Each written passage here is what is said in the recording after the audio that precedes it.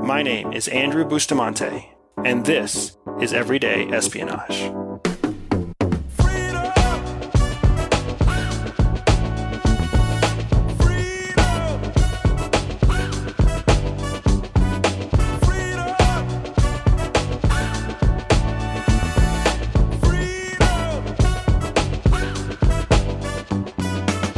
I recently returned to the U.S. after spending a year abroad with my family. We had a lot to do when we got back. We had to somehow get to Florida, we had to find an apartment, and we had to buy a car.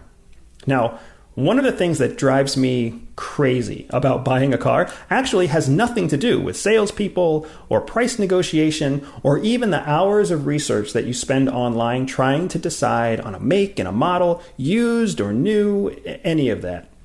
The thing that drives me crazy is that anytime people you know find out you're buying a car, everyone wants to offer their 2 cents about what car you should buy. Has that happened to you? Do you know what I'm talking about? Man, it is so frustrating. It's comical. Every conversation you have with someone always seems to start the same way. First, they say, "I hear you are looking for a car." And from that one statement, you know you are doomed. The experience for me is so fresh in my mind, I'm actually cringing still, even as I tell you the story today. But there was an awesome espionage lesson hidden right in the middle of that experience, and it slapped me across the face, so I felt like I had to share it with you. Now, after we landed in Florida and picked a nice cozy place to live, I went on the almighty car hunt. A few days into that hunt, my father-in-law came over to visit the kids. He came up to me and he said, "Andy, I hear you are looking for a new car." Of course he said that, right? That's what everybody says. Then he went on. "Now, you have to buy a Toyota because Toyota makes the best cars. It's the only car we ever buy. It'll keep your family safe. If you want to take care of your kids and you want to take care of your wife and you want to save money, you got to buy a Toyota." Now, I was not at all surprised to hear my father-in-law give me car buying advice. He gives me advice about everything. You've heard me tell stories about him before, so I know you aren't surprised either. But his love affair with Toyota is well known to us, but maybe not so well known to you. What's funny is that he has no logical reason to like Toyota as much as he does. I mean, he doesn't understand cars. He has technically only ever owned 2 Toyotas in his entire life, and both of them he's only owned in the last 10 years. And the guy barely drives anywhere. You see, the reason he loves Toyota is because he loves Japan and all things Japanese. And Toyota is Japan's largest car maker. His preference for Toyota isn't rational, it's emotional. And his brain associates all things Japanese, movies, food, art, religion, anything, with his own positive experiences living in Japan.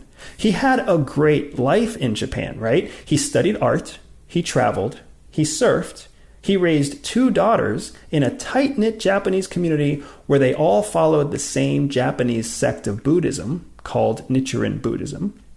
And even though it feels logical and rational to him that Toyota must make the best cars, it isn't actually logical.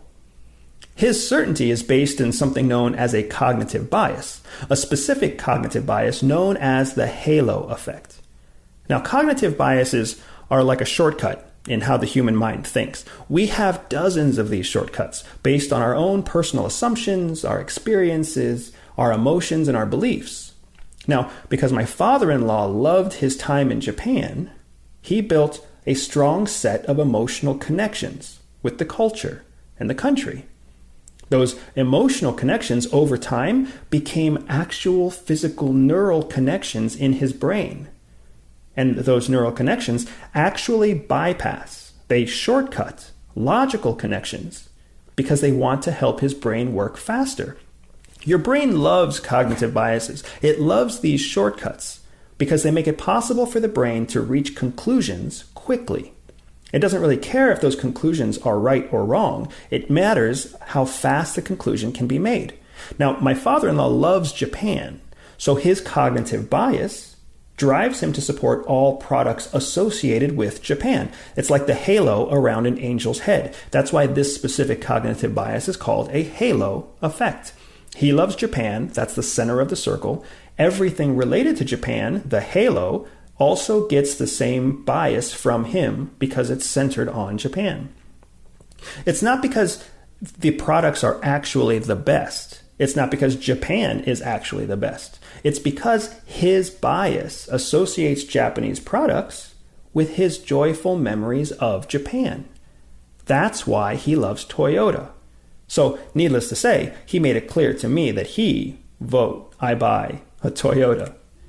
Now, later in the same day, I actually went to a coffee shop and I called a Nissan dealership. Don't tell my father-in-law. I called a Nissan dealership to set up an appointment to meet with a salesman. An older lady in the same coffee shop actually overheard my call, and she made eye contact with me. It was clear that she was waiting for me to finish the call. And as soon as the call was over, she came over and she sat across from me. "I heard you were looking for a new car." Seriously, lady, everybody starts the conversation the exact same way. So she did it. "I heard you were looking for a new car." And she went on to tell me that the Ford dealership down the street was a much better place than the Nissan dealership I called, because the salesman at the Ford dealership gave her a great deal on the car she bought just a few weeks earlier. She told me all the salespeople at the Ford dealership were kind and people-oriented, not like the money-hungry monsters at all the other dealerships. Now, just like my father-in-law, I really didn't care what her suggestions were, but unlike my father-in-law, her car preferences pointed to a completely different kind of mental flaw, something called a logical fallacy. In her mind, she logically connected the one good salesperson she met at the Ford dealership with the entire sales staff at the dealership. Then she concluded that it must mean that all salespeople in that dealership were good and kind. And then finally she took that logical connection and she made the argument to me, something I'm sure the Ford dealership would love to know. In reality, though, her argument was flawed. It was built on a logical fallacy that's known as the false cause fallacy. Now, a logical fallacy happens when an argument is presented as reasoned and logical when it is not actually fact. The false cause fallacy specifically happens when an argument claims a connection between cause and outcome, but cannot prove that the outcome is in fact based on the cause. So in the case of the Ford sales staff in this lady's story, her argument was all the salespeople must be people-oriented because her specific salesperson gave her a good deal. The problem is that argument is not sound. It cannot be proven. The outcome can't be tied to the cause. Therefore, the argument is not logical. It is not a fact. It's a flaw. It seemed factual to her, in her head and her experiences, and when she talks to most people, the way that she gives her objective walkthrough of that fallacy, of that logic, allows people to consider her recommendation logical and reasoned. But it's not. Her information is in fact valid, but it is not in fact correct. You see, information is prone to getting confused and twisted by these two totally human, totally natural mental shortcuts, the cognitive bias and the logical fallacy. And like I said, there are dozens of biases. There are dozens of fallacies, and we are all naturally predisposed to having them happen to us. And while neither of these can be fully avoided, you can learn to spot and overcome both.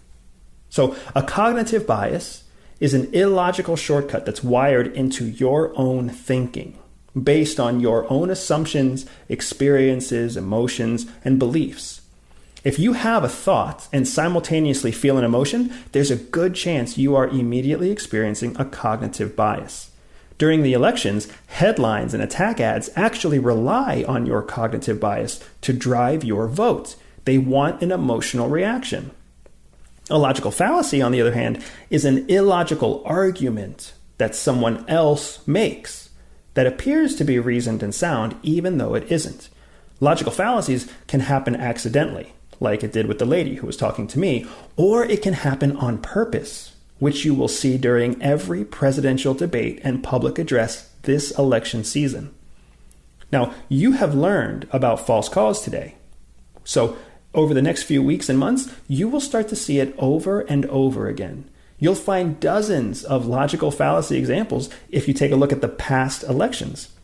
Every piece of information you encounter every day is either coming from your experience or someone else's experience, which means every piece of information is prone to a bias, or it's prone to a fallacy, or it's prone to both.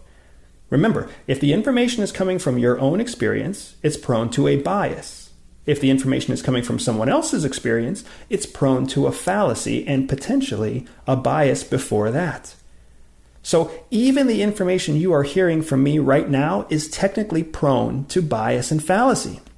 That's what's so important to understand about bias and fallacy and information. If you want to master information, the first thing you have to do is recognize all information you come in contact with has a background in bias or fallacy. That's the way to approach the information. Don't trust it right from the beginning. Always recognize there's a bias or a fallacy just one step back. Now, when you recognize that bias and fallacy are at play, what you do is you give yourself much needed space to stop and think before you reach a conclusion. So think about it. My father-in-law didn't want me to stop and think when he recommended I buy a Toyota. He wanted me to go out and buy a Toyota. The lady I met at the coffee shop didn't want me to stop and think before I went down the street to go talk to the Ford dealership. She wanted me to just change my plans and go talk to the Ford dealership.